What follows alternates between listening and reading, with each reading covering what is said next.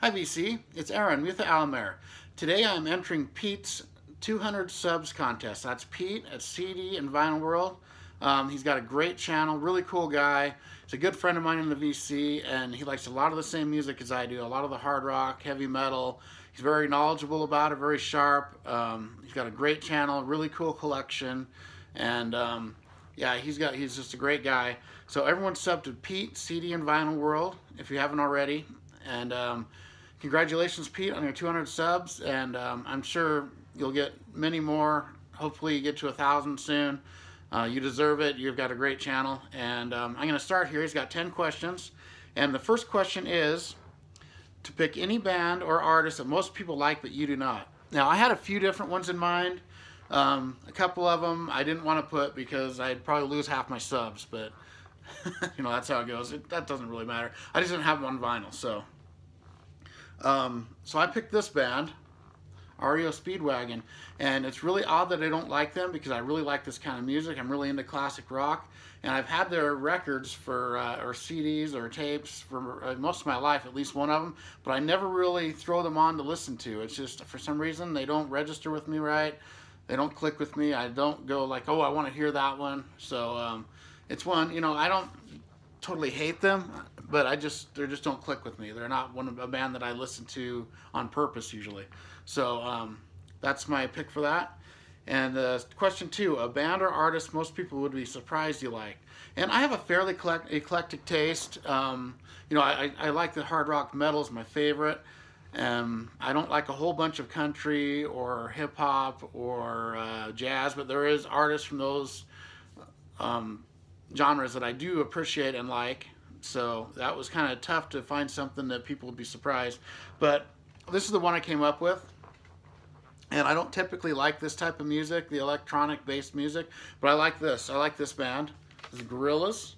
And this album in particular, I have 4 albums of them. This one in particular is my favorite. I really love this record. It's great all the way through. They have a really a lot of guest stars on this, and the music's really good on it. Really enjoy this record, and this is a really great sounding repress. It's on a double vinyl. Pretty good stuff. I like this album, and I have this one too, which is really cool, from that same album. This is a Demon Days, the instrumentals. So it's the entire album with no vocals, and this is like an audiophile quality recording. It sounds better than the actual album, and it's just the music. And it's very interesting to listen to. I mean, sometimes you miss the vocals, but this is a very good just to put on the background, and it sounds really great. So that's my band that I think people would be surprised I listen to, that I like. Next up is question 3, a live album that should have been a double album. And this is the one where I had one picked. I picked this album, this is like my easiest pick. 3 days ago, I picked Crocus, Alive and Screaming. I love that record, but I always thought it should have been longer because it's a fairly short live album, and it's one of my favorite live albums. And then I was watching Ron Haggerty's entry, and he picked it, so I just went with my second choice. So my second choice would be this. This is another really great live album.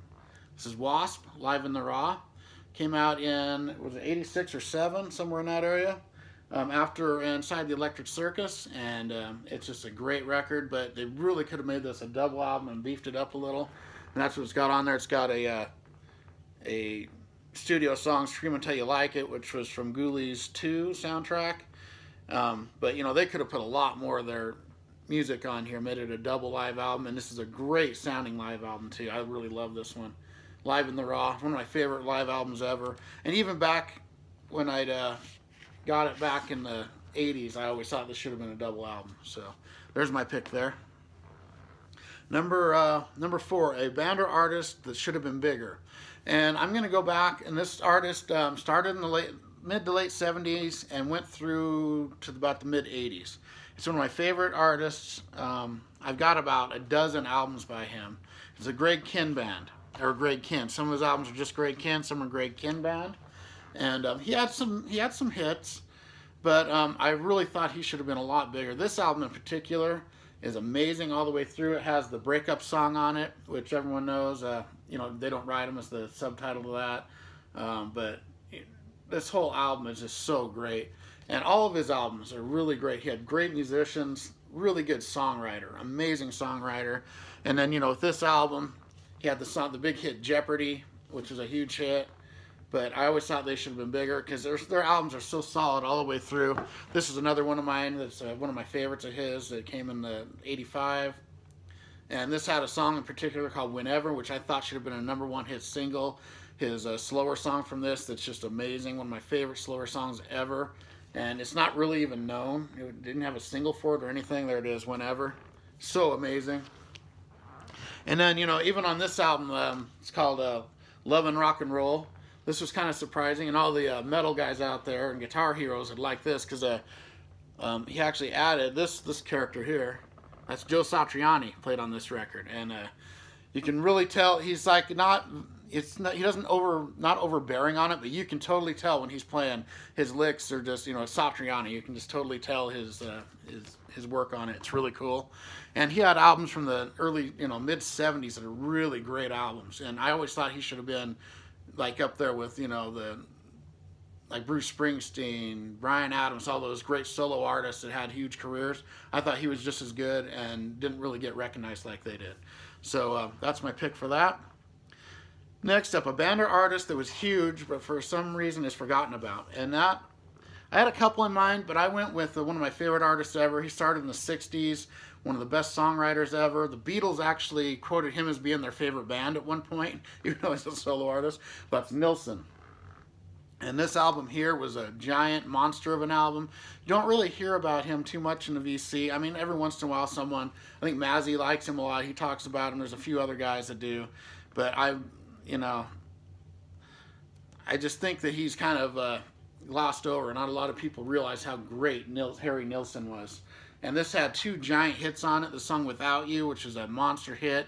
It's actually a Bad Company song. I mean, Bad Finger song, not Bad Company. Bad Finger song originally, but he rearranged it, made it into a completely different sounding song, and it became a big hit. And then later on, like in the '80s, Mariah Carey covered it and made it into a big hit. But his version is by far my favorite. It's so good. His singing is killer on it. The song Coconut was a pretty big top 10 single, I think, from this. And he had a lot of other big hits, like the song One, you know, One is the Loneliest Number, and Everybody's Talking, which was from Midnight Cowboy. I mean, he had a lot of great songs. Long career. I've got like a dozen records by Nilsson. He's really great. I just think he, a lot of people don't really talk about him a lot. So that's my pick on that. Number 6, show a great live DVD. I'm going to go with this. This is called Sonic German Beatdown, Live in Germany, Death Angel. And this is an amazing DVD. 2 great live shows on it. It had the Live Rock and Hard Festival 2007 and Live in Adelsheim, whatever, I can't pronounce that, Live Factory 2008. There's the track listings, and this took place after Killing Season, and that might be why that's one of my favorite albums, because it has almost the entire track list from Killing Season on one of these concerts, and they just sound amazing on it.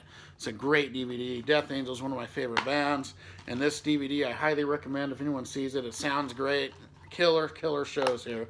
2 full shows, plus it has videos for Dethroned and Thicker Than Blood, like the music video. So very cool DVD.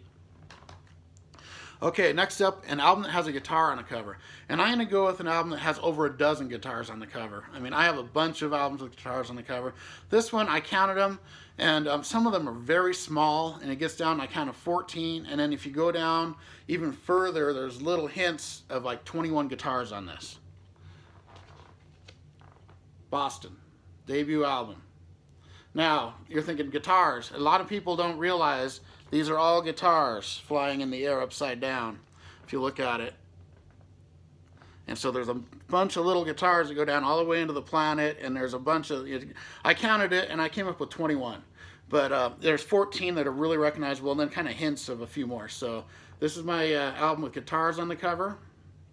Not one that you'd think of right away, but I always thought that was kind of cool how it was kind of, you know, you think it's a spaceship, but it's really guitars here. And, you know, a lot of people know that, but there's some people that don't, so I thought I'd show that. Next up, an overrated album. Now, overrated means different things to different people, because one person's favorite record is another person's most overrated record. And that's how this album is. It's a lot of people, like probably half of the fans of this band, this is their favorite album. I always thought it was overrated. It's actually my least favorite album by this band, but I love it. It's a great record. I love every record of them. This is Metallica, self-titled Black Album. It's just so overrated, I think, because there's like a majority of the fans think this is their best record, and I prefer their first 3 records, as I think are by far better. And I even like their later records. I even like Saint Anger as much or better than this. So I know I'm in the minority on that. And I love all their records, actually. I like Load better than this. But this is a great record, don't get me wrong. I love it. You know, stuff like Holier Than Thou, Don't Tread on Me, Of Wolf and Man, you know, The God That Failed. There's some great tracks on this, but a lot of people go to this as the best Metallica record. And I always, when they say that, it's like, well, it's their most known, but I think it's a little overrated, even though I like it. Okay, next up, my favorite bootleg. And I'm going with the same band. This is my favorite album. It's a bootleg, unofficial copy, whatever you want to call it. This is Metal Up Your Ass, Metallica. And this is actually, it's basically what it is No Life Till Leather, their first demo put on vinyl. And it's you can tell it's not official. It's Music for Nations, but it's got the wrong lineup here. It's got Cliff Burton and doesn't have Dave Mustaine or Rod McGovney, even though they're listed down here. So it's got Hit the Lights, The Mechanics, which Megadeth redid, Motor Breath and Seek and Destroy is the first side, Metal Militia, Jump in the Fire, Phantom Lord, and a different version of Hit the Lights, the second side. And it's a great sounding record. I love this. I play it quite a bit. There's the vinyl. Very cool. Here, let's see if I can. Yeah, but this is my favorite one like that I have. Even though I have quite a few, and there's a lot of really great ones. The Motley Crue self-titled bootleg I just got from my friend JC, The Flip Side, that's a great one too. But I thought I'd show that one. Okay, next up, question 10, this is it. An album you were surprised didn't sound great. And this is one of my favorite albums of all time. And I have the original. And so, but I was kind of like, oh, I don't know if I want to buy the repress. But I saw it, it said remastered from the original analog tapes. And so I bought it. And it's this here. My favorite Van Halen, Fair Warning. I love this record. And I was very disappointed with the sound quality on this. It just sounds kind of hollow and very low in the volume at parts. Just doesn't have the punch that this beat up copy sounds twice as good of the original press. This sounds way, way better than the repress that's on, you know, it says mastered from the original analog tape, so I thought that would be great. And it's all right, but it just lacks the punch that the original has. And the original one sounds great. Even if there's a couple pops and hisses in my original, I always play that one because it just has so much more energy and power to it that I just love it. And so I was very disappointed in the sound quality, and I wasn't going to buy it until I read from the original analog tape. So I thought, oh, that'll be great, and I was very disappointed. Even though it's all right, you know, it's not horrible, but it's just not what I was expecting. So there we go. There's my 10 questions, and congratulations again, Pete, on your 200 subs. I hope you get, you know, 200 more from this contest. You deserve to be over 1,000 easily, and great guy. Everyone sub. Pete, CD and Vinyl World, and have a great one, everyone. Rock on.